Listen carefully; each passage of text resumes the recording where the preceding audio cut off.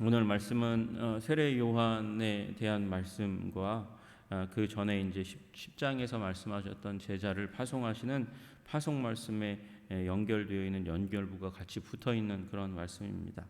우리 11장 1절에 보니까 예수께서 12제자에게 명하셨습니다. 그 명함이 10장의 내용 전체이고 그것을 마치시니까 그들에게 이제 여러 동네에 가서 가르치며 전도하게 하시라고 파송하셨어요. 파송하시고 돌아왔을 겁니다. 돌아와서 마가복음에는 그 전도 여행 후에 대한 그 결과 보고가 나와 있어요. 그런데 마태복음은 그걸 생략합니다. 실지 않아요. 굳이 그것을 기록해 놓지 않습니다. 왜 그러냐? 주님께서 이렇게 한 장에 걸쳐서 파송에 대해서 말씀하시고 보내셨으면 그거 기록해야 될 텐데 마태는 수행에 대해서 우리의 수행에 대해서는 별로 관심이 없어요. 뭐 마가복음에도 그 수행에 대해서 이제 무슨 일이 일어나는지에서 간단히 이렇게 쓰지만 예수님께서는 그 부분에 대해서 그렇게 높은 평가를 하시지 않는 걸 보게 됩니다. 그러니까 그 얘기는 우리가 한 일, 사도들이 한 일이 별로 가치 없다 이런 게 아니라 그것이 우리 관심사가 되어서는 안 된다고 말씀하시는 거죠. 주님이 보내시는 목적이 중요한 거, 주님이 그 보내심의 원칙이 중요한 것이지 우리가 우리의 수행의 부분에 있어서 어떤 때는 가서 성공하고 올 때가 있습니다. 그런데 어떤 때는 실패하고 올 때가 있어요. 마태의 관심은 성공과 실패가 아니라 우리의 수행이 아니라 왕의 명령에 담겨져 있습니다. 왜냐하면 이 왕의 명령이 오고 오는 모든 시대, 지금 2000년의 시기가 지났잖아요. 2000년의 시기를 지날 동안 교회의 표준 지침이 될 거기 때문에 그것을 기록하는 데 오히려 더 관심이 많습니다. 제자들은 이 명령을 수여받았고 그리고 여러 동네에 가서 주님의 명령을 수행했습니다. 그리고 또 예수님은 다시 한번 그 제자들이 돌아온 다음에 그들을 가르치시고 전도하시려고 거기를 떠나 다른 지역으로 가셨습니다. 예수님은 모델을 지금 제자들 가운데 심는 것, 그것에 관심이 많으신 거죠. 가르치고 그리고 모델이 자신의 인생과 사역을 통해서 제자들에게 베풀어지는데 관심이 많은 겁니다. 그래서 우리가 이 복음서를 읽어야 될 목적이 있는 것입니다. 우리가 우리의 원형이 예수 그리스도께 있고 예수 그리스도의 사역에 있기 때문에 우리도 그분의 사역을 배우고 기도하고 우리의 교회를 통해서 이루어지기를 소원하는 그런 예수님의 공동체가 되어야 한다는 것이죠. 그런데 그 가운데서 요한이 이제 의심에 들었어요. 옥에서 그리스도께서 하신 일을 듣고 제자들을 보냅니다. 제자들을 보냈어요. 여러분 마태복음 4장 12절에 예수님이 세례받고 나서 40일 금식하고 광야에서 시험 받으신 후에 예수님이 나오셨는데 이제 그 사역을 시작하시려고 하는데 요한이 옥에 갇히는 사건이 일어납니다. 그러니까 예수님이 그 이후에 하신 주요 사역은 갈릴리 중심으로 사역하시는 거거든요. 이제 요한은 옥에 갇히고 요한은 무엇에 관심이 있냐면 이제 자기가 갇혀 있으니까 예수님이 무엇을 하시는가, 자기가 메시아라고 하나님의 어린 양, 세상 죄를 지고 가는 하나님의 어린 양이라고 그렇게 선포했고 소개했던 그 예수님의 사역이 어떻게 전개될 것인가에 대해서 관심이 참 많은데 이제 이 감옥에 갇힌 다음에 예수님의 소식을 들어보니까 예수님이 가르치시는 거예요. 산상수훈의 말씀을 중심으로 해서 여러 번 가르쳤을 것으로 우리는 생각합니다. 그래서 그 가르침의 사역을 들었어요. 그리고 그 이후에 가르치시고 선포하시고 치유하시는 사역을 전개하십니다. 그리고 뭐 9번의 우리 기적을 이제 그 산상수훈 이후에 기록해 놓았지만 그건 말고도 많은 기적과 이사를 행하셨어요. 그리고 또 하나는 제자들을 부르시고 파송하시는 사역을 하셨단 말입니다.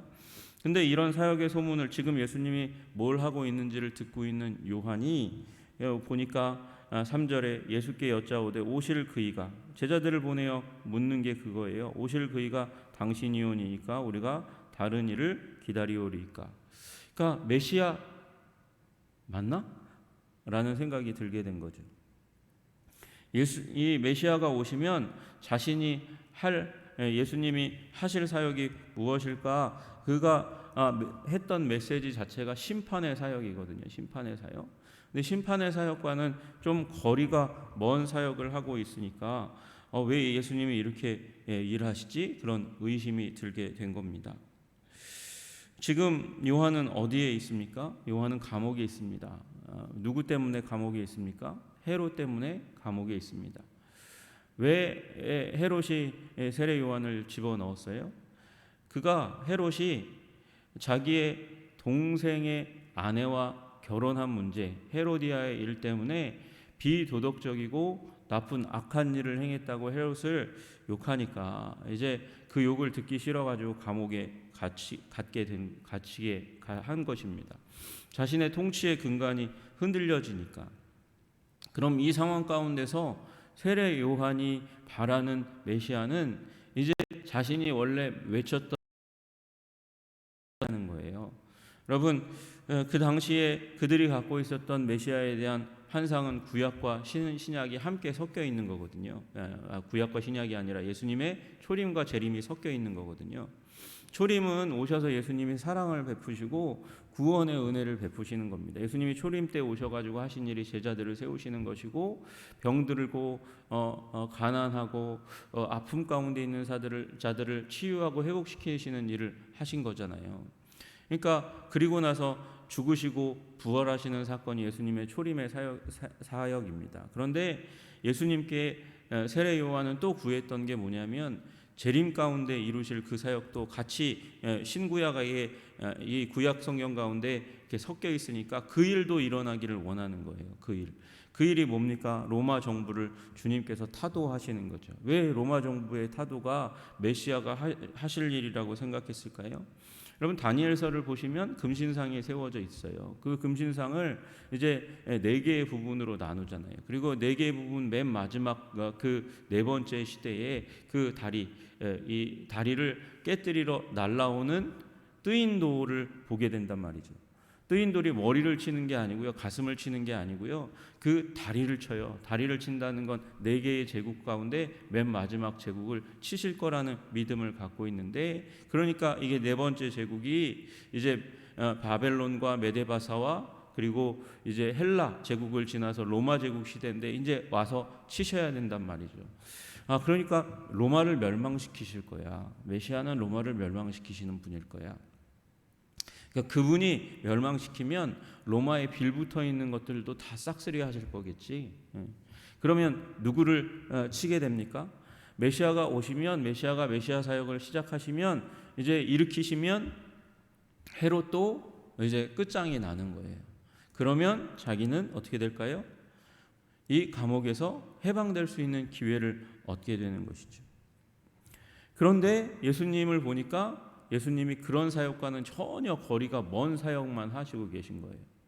예수님은 지금 오셔서 뭘 하셔야냐면, 사람들의 인기, 이스라엘 민족에게 인기를 얻으셔서 그들 가운데 세력을 결집하시고, 그리고 결국은 군대를 일으키시고 그들을 멸망시켜야 된다고 생각하고 있는 그 가운데서 예수님이 하시고 계시는 일이라고는 그것과는 차이가 있는, 어떻게 보면 이 결집, 이 국가 체계를 세우시는 일과는 상관없이 세울만 하면 떠나시고 세울만 하면 떠나시는 거예요.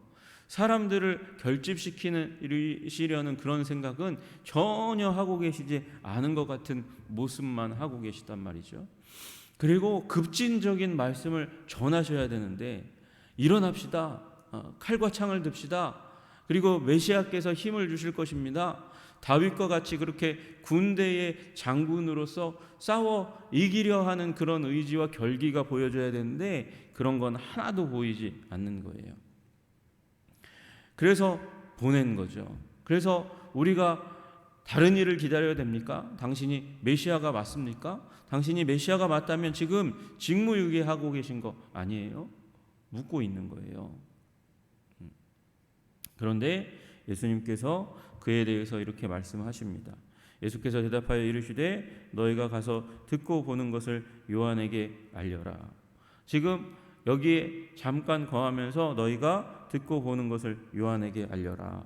맹인이 보며 못 걷는 사람이 걸으며 나병 환자가 깨끗함을 받으며 못 걷는 자가 들으며 죽은 자가 살아나며 가난한 자에게 복음이 전파된다 하라 이렇게 말씀하세요. 여러분 이 말씀은 누가복음 4장 17절부터 19절에 나와 있는 예수님이 회당에 들어가서 말씀하신 그 말씀과 거의 비슷한 말씀입니다.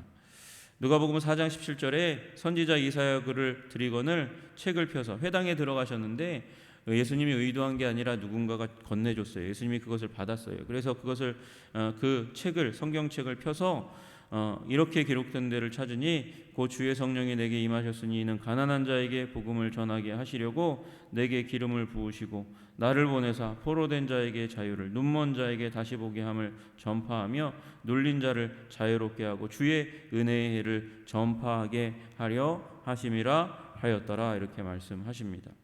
여러분 주님의 목적이 가난하고 억눌리고 병든 자들을 치유하는 것이라고 말씀하고 계세요. 그리고 특별히 마태복음에 나와 있는 이 말씀은 이사야서 예언자의 말씀의 내용들, 메시아가 성취하실 일에 대해서 여러 구절을 조합한 말씀입니다. 여러 구절, 한 구절이 아니라 메시아를 향해서 예언했던 이사야 선지자의 예언들을 성취한 자가 지금 나라고 예수님께서 소개하고 계신 거예요. 여러분 이사야서 26장 19절에 그렇게 말씀하십니다. 주의 죽은 자들은 살아나고 죽은 자가 살아난답니다. 그들의 시체들은 일어나리이다. 티끌에 누운 자들아 너희는 깨어 노래하라. 주의 이슬은 빛난 이슬이니 땅이 죽은 자들을 내어 놓으리로다. 여러분 이것은 이 초림 때 이루셨지만 이것은 아주 작은 부분을 이루는 것이고 재림 때에 이사야서 26장 19절의 말씀을 완전히 이루실 것입니다. 무덤이 이제 죽은 자를 완전히 내어놓고 회복되는 일, 부활의 일들이 일어나게 될 것입니다. 또 29장 18절에서 19절에 이렇게 이사야는 예언합니다. 그날에 못 듣는 사람이 책의 말을 들을 것이며 어둡고 캄캄한 데에서 맹인의 눈이 볼 것이며 겸손한 자에게 여호와로 말미암아 기쁨이 더하겠고 사람 중 가난한 자가 이스라엘의 거룩한 이로 말미암아 즐거워하리라. 청각장애인과 또 시각장애인이 회복되는 일들이 일어나고 겸손한 자, 가난한 자들이 복을 얻게 될 것이라고 말씀하고 계세요. 또 이사야서 35장 5절에서 6절에 그때의 맹인의 눈이 밝을 것이며 못 듣는 사람의 귀가 열릴 것이며 그때의 저는 자는 사슴같이 뛸 것이며 말 못하는 자의 혀는 노래하리니 이는 광야에서 물이 솟겠고 사막에서 시내가 흐를 것임이라. 또 이사야서 42장 7절에 내가 눈먼 자들의 눈을 밝히며 갇힌 자를 감옥에서 이끌어내며 흑암에 앉은 자를 감방에서 나오게 하리라 말씀하시고요.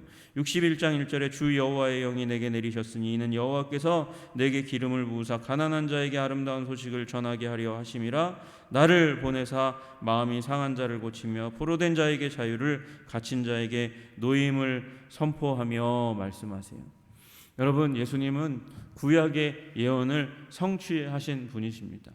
그래서 그 구약의 예언 모두를 성취하신 분이기 때문에 메시아이신 분입니다. 그리고 그 예언을 예수님의 초림과 그리고 재림을 통해서 이루십니다. 예수님의 초림을 통해서 이미 이 구약의 예언을 이루시기 시작하셨고 가장 결정적인 부분을 이루셨습니다. 죽으시고 부활하시는 사건을 이루신 거예요. 그리고 하늘로 올라가셨습니다. 하늘로 올라가신 사건은 다니엘서의 한 구절을 완전히 이루신 일입니다. 구름 타고 하늘 올라가시는 장면이 일어나고요. 다니엘서에는 올라간 다음에 무슨 일이 일어났는가를 다니엘이 환상을 보고 기록한 장면이 또한 나오는 거예요. 나중에 한번 말씀드릴게요.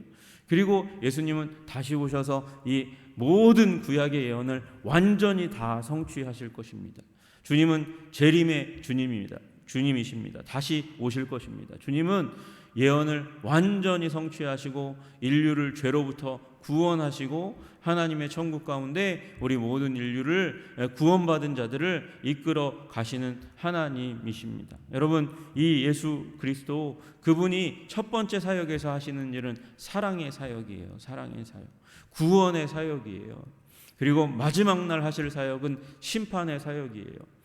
요한이 착각한 게 뭐예요? 요한은 이 두 가지가 같이 섞여 있고 그리고 그 두 가지를 완전히 다 이룰 것인데 더 소망한 것은 심판의 사역이었단 말이죠. 그의 메시지 자체가 그런 내용을 품고 있어요. 다가올 심판이 다가올 심판이 하나님의 심판의 사건이 임박해 있는데 너희 독사의 자식들아 뭘 듣고 너희들이 여기 와가지고 지금 회개하고 있는 거야? 그러면서 지금 친로마적인 성향을 가지고 있는 자들을 향해서 굉장히 악담을 하시는 그 세례 요한의 모습을 보잖아요. 여러분, 우리 예수님은 지금 구원의 사역을 하고 계신 하나님이신 줄로 믿습니다. 때로 교회가 왜 이러냐고 얘기하는 사람들이 있어요. 왜 이렇게 정의에 대해서 눈을 감고 있냐고 얘기하는 거예요. 여러분, 그러나 지금 이 시대에 주님께서 우리에게 주신 사명은 구원을 베풀어가는 사명입니다. 구원의 통로로 쓰임받는 사역입니다. 여러분, 우리에게 세상을 심판할 권한을 주셨다면 교회의 사람들이 어떻게 해야 됩니까? 교회의 사람들이 모두가 다 검사가 되고 판사가 되어야 했을 거예요.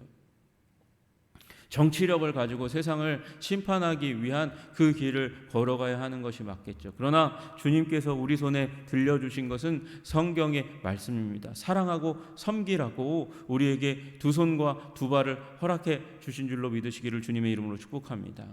지금 우리 세대에 우리에게 맡겨주신 그 사역 우리가 감당해야 하는 것이죠. 누구든지 나로 말미암아 실족하지 아니하는 자는 복이 있도다. 여러분, 세례 요한도 실족합니다. 다시 얘기하면 여러분과 저도 실족할 수 있습니다. 목사도 실족할 수 있고 장로도 실족할 수 있고 집사들도 실족할 수 있습니다. 우리는 연약한 존재들입니다. 이 이후에 예수님이 설명할 때에 세례 요한을 뭐라고 설명하냐면 여인이 낳은 자 중에 지금까지 예수님 직전까지 여인이 낳은 자 중에 가장 큰 자가 세례 요한인데 그 세례 요한도 실족할 수 있는 거예요. 왜요? 주님과 다른 생각을 가지니까, 다른 소원을 품으니까, 다른 생각을 가지고 있으니까 이런 일이 일어난다고 말씀하시는 것이죠. 여러분, 주님의 생각에 더욱더 가까이 가시는 분 되시기를 주님의 이름으로 축복합니다. 다른 꿈을 꾸면, 다른 생각을 가지면, 다른 소원을 가지면 우리 실족할 수 있는 존재들이기 때문에 그래서 어디로 가야 할까요? 말씀 가운데 가야 하는 것이죠. 성령의 인도하심 가운데 가야 하는 것이죠. 여러분, 오늘도 말씀의 사람으로 살아가시기를 주님의 이름으로 축복합니다. 여러분이 성령의 사람으로 살아가시기를 주님의 이름으로 축복합니다. 하나님께서 교회를 섬기라고 목사를 주셨지만 그러나 여러분의 신앙은 여러분이 가꿔야 하는 것입니다. 제가 하는 말 가운데서도 옥석을 가려야 하는 거고요. 정말 하나님의 말씀이 맞나? 베레아 사람처럼 신사적이어서 말씀을 통하여 하나님의 말씀을 나의 것으로 씹어 삼켜야 하고 그것을 소화해내서 내 삶으로 살아내는 인생이 필요한 것입니다. 여러분, 오늘도 하나님이 주시는 그 말씀 가운데 실족하지 않고 하나님의 생각에